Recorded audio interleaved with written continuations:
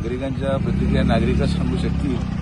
मला एक गोष्टीची खात्री 100% आहे की हे फार अगोदरही झालं असतं कदाचित, पण आमचे सर्व जे कार्यकर्ते आहेत हे बिचारे सकाळपासून माझ्या शब्दाखातीर स्वतः रस्त्यावर उभे आहेत आणि जिथे जिथे ट्रॅफिक जॅम कधी जाणवायला लागलं का लगेच रस्ता मोकळं करणं. तर शेवटी कुठलाही प्रकल्प होत असताना, कुठलीही चांगली गोष्ट होत असताना त्याला जनसमर्थन लागतं. आम्ही सगळ्यांना विश्वासात घेऊन चालणारे लोक आहोत आणि आमच्या मुलांनी जे हे केलं आज हे त्यांचं काम नाही, पण उभे राहिले असे कार्यकर्ते मिळणं पण माझं भाग्य समजतो. कारण की आमचे कार्यकर्ते रस्त्यावर उतरून आंदोलन करत नाही.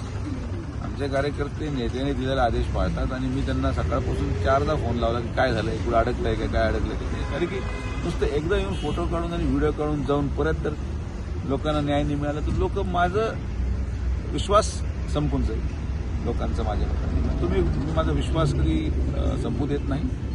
आज अक्षरशः एक तासभर सोडला तर अजिबात पुढेही ट्रॅफिक जॅम नाही आणि सहसा उद्यापासून पुढं थोडा त्रास जरी झाला तरी आमचा प्रयत्न राहील की पुढेही ट्रॅफिक जॅम होणार नाही आणि जर पुढे ट्रॅफिक जॅम आढळलं तर माझी लोक, माझे सर्व कार्यकर्ते रस्त्यावर उतरून ट्रॅफिकचं नियोजन करतील अशी मी सूचना दिलेली आहे.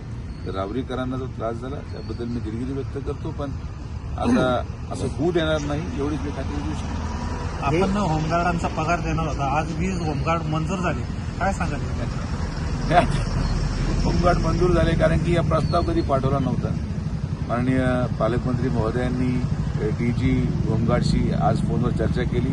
आम्ही सकाळी अर्जंटली रावरी पोलीस स्टेशनहून प्रस्ताव पाठवला. एसपी ऑफिस मुंबईला गेला आणि जेव्हा जिद्द असते ना तर जिद्दीने सगळं होऊ शकतं. फक्त जिद्द पाहिजे आणि नीतिमत्ता पाहिजे. आणि नीतिमत्ता असल्यावरच कामं होतात.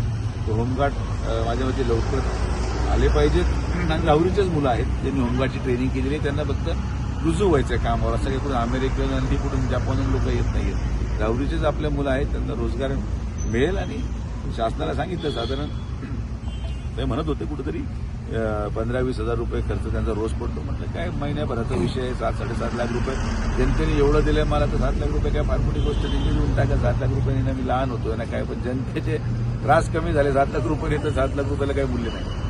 दादा हे काम आहे ना तसं विद्यमान खासदाराचं होतं, पण आपण यामध्ये लक्ष घातलंय, काय सांगणार? रात्रीची वेळ कशाला खोटं बोलायला लावतो त्या सोडून